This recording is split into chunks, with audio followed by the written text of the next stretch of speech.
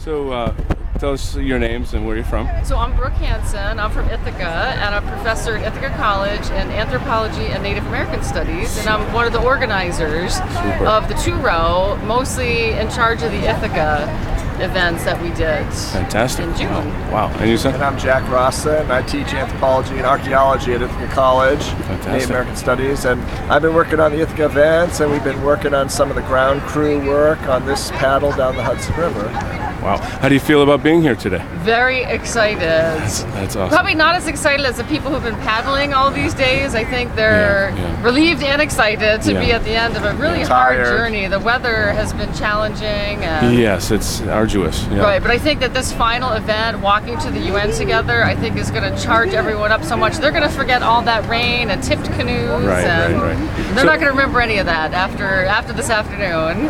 So what's your perspective on the two-row wampum and the non-native perspective on this relationship, and how do you think people should learn about it? Well, we've been working for years to try to educate people about Native treaties, Native history, Native culture. That's why we started a Native American Studies program at Ithaca College. We work pretty closely with the Cayuga Nation and the Onondaga Nation.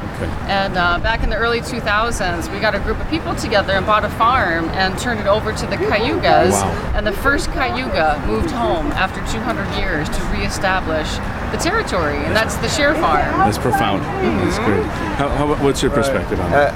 As an archaeologist, my work has been to bring back erased history, working with the Cayuga Council and the Onondagas to do the kind of research that they want done and to really bring it back to life, especially since there's a lot of political revision of history and a lot of denial of even basic facts like their homeland and the 1,000-year age of the Confederacy. What do you think, what role could non-native people have in helping to support this historic relationship? Allies have a huge role to play in terms of working with their local politicians to pass resolutions, to honor Native treaties, clean up the environment, working on events like this. I mean, this is huge to be in New York City and have all these thousands of people see the banners going by today. So we can help to educate, and we can be really positive allies. Right. As college professors, we have a privileged job, and that gives us access to resources that we can use to help Native people in a whole variety of projects. Well, thank you so much for your You're welcome.